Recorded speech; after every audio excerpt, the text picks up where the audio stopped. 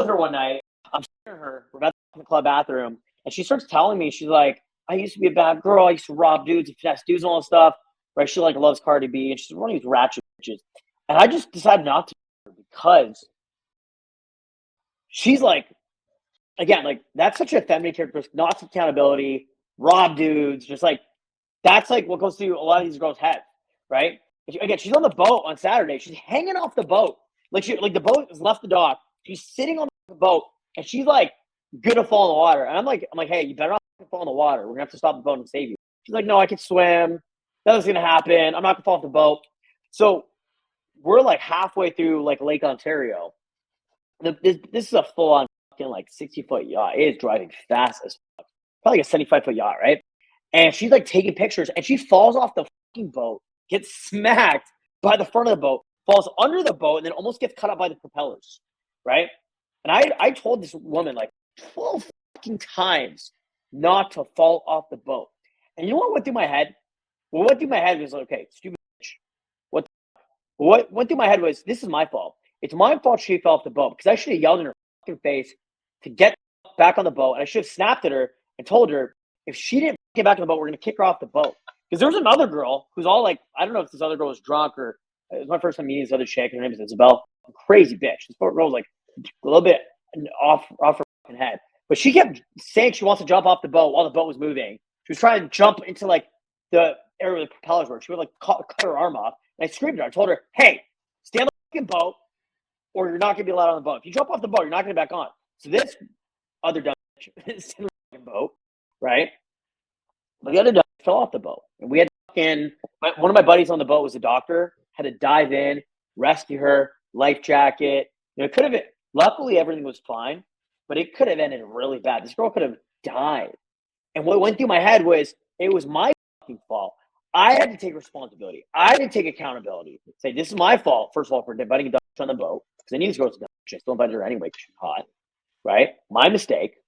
I won't make that mistake again. Right? And then I had to realize that, you know, again, it's all related. This is all related in your game. Right? This is all related in your game. Because even myself, I'm like, okay, this is something where I have to improve. Because if I had to just a little bit stronger boundary and took responsibility for that situation, because it's like I predicted that situation before it happened, but I didn't force my frame. I didn't, hold my frame, right? She fell off the boat and caused problems for everyone. And so this is why learning inner game is super, super important. Super important because you're going to develop your frame further, right?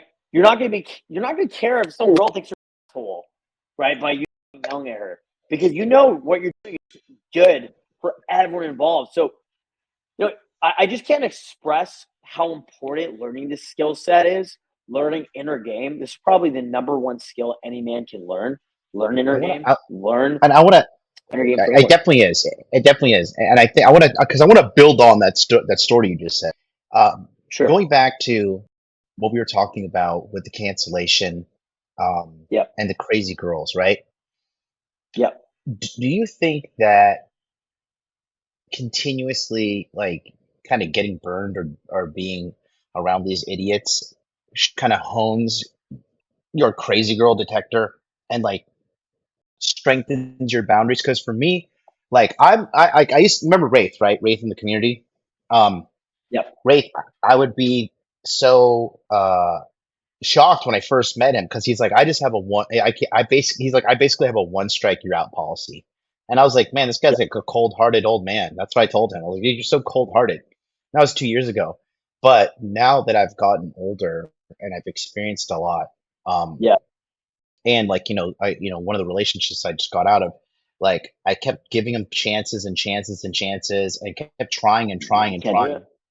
but Can't do like it. it really Can't do just it. refined me, man. Like, it's so crazy because Pearl, I was on Pearl's show last night. I love Pearl, dude. Yep. And She's great. I Pearl, fucking love her. She's amazing. dude, she's such a good person. She's like a legitimately good girl, No, she's and an incredible human being, dude. she She's really great. is, man.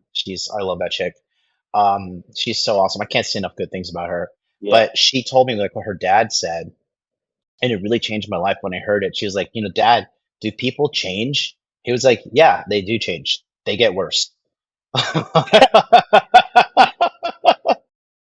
it's so true. Like when you continuously run into crazy people, like for me now, like if a girl, everyone asks a girl out on a date and she's like, "Oh, sorry, I can't I can't make it," or something came up, whatever. Like I don't even reply to her. Like I'm like Yeah, whatever. Like dude, you don't shouldn't. reply. Don't even care. Like Yeah, you're garbage human. Get away from me. Um, it's just so unnecessary to just even tolerate people like that in your life. You know what I mean? yeah, And like, dude, when I was in Canada with you, like your Instagram is insane. And I just thought when I was like getting on the flight and like I was in Las Vegas, I was flying to Canada, and I saw your Instagram, I was like, nah, this is like maybe, like he's a marketer. Like this could be like a little embellished. And then like every night we went to the club. Like the first night we like literally had 50 hot girls in the fucking VIP. I was blown away. I couldn't even. I was like I, first of all, my image of Canada was just like all fat, angry white women, and so that's completely wrong. And then like when we were in the VIP, and like all those girls were on you, all those girls were after you, and like I can't even say what I saw, but I mean, dude, just all these things that you've able to have been able to achieve, even after going through that gigantic fucking cancellation that happened in Mexico.